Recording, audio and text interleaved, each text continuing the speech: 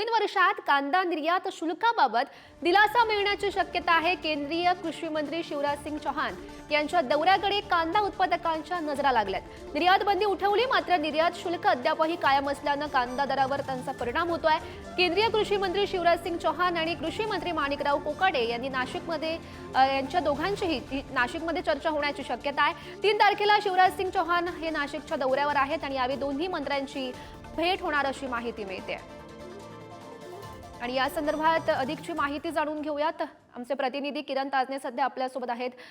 किरण, महत्त्वाची अपडेट सध्या आपण पाहतोय, नवीन वर्षात आता कांदा निर्यात शुल्काबाबत दिलासा मिळण्याची शक्यता दिसते।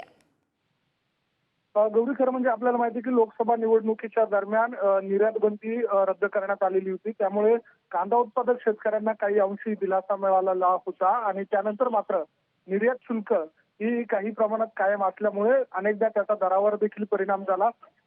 मोठ्या प्रमाणात भाव देखील मध्यंतरीच्या काळामध्ये कोसळलेले होते आणि या सगळ्या पार्श्वभूमीवर नवं सरकार राज्यामध्ये आल्यानंतर निर्यात शुल्क रद्द करावी अशा स्वरूपाची मागणी केली जाऊ लागली। त्यामध्ये प्रामुख्याने कृषी मंत्री हे माणिकराव कोकाटे हे नाशिकचे असल्यामुळे या सगळ्या मागणीला आणखी जोर मिळाला। मात्र आता या सगळ्या पार्श्वभूमीवर केंद्रीय कृषी मंत्री शिवराज सिंह चौहान हे नाशिक दौऱ्यावर येत आहे आणि या सगळ्या पार्श्वभूमीवर या निर्यात शुल्काच्या पार्श्वभूमीवर कोकाटे आणि शिवराज सिंह चौहान यांच्यामध्ये भेट होण्याची शक्यता आहे। त्यामुळे या नव वर्षामध्ये निर्यात शुल्क रद्दच्या बाबतचा एक मोठा निर्णय होण्याची शक्यता वर्तवली जाते।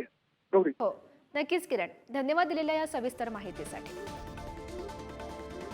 तर महत्त्वाची बातमी आपण सध्याही पाहतो, शेतकऱ्यांसाठी, कांदा उत्पादकांसाठी ही महत्त्वाची अपडेट। नवीन वर्षात कांदा निर्यात शुल्काबाबत दिलासा मिळण्याची शक्यता दिसते, कारण केंद्रीय कृषी मंत्री शिवराज सिंग चौहान यांच्या दौऱ्याकडे आता कांदा उत्पादकांच्या नजरा लागलेल्या आहेत। निर्यात बंदी उठवलेली होती, मात्र निर्यात शुल्क अद्यापही कायम असल्याने कांदा दरावर त्याचा सातत्याने परिणाम सुद्धा होतोय। त्यामुळे जे कांदा उत्पादक आहेत ते संकटात सापडलेले होते। केंद्रीय कृषी मंत्री शिवराज सिंग चौहान आणि कृषी मंत्री माणिकराव कोकाटे यांची चर्चाही होणार आहे। या चर्चेतून नेमका काय तोडगा निघतो हे पाहणं सुद्धा महत्त्वाचं असेल।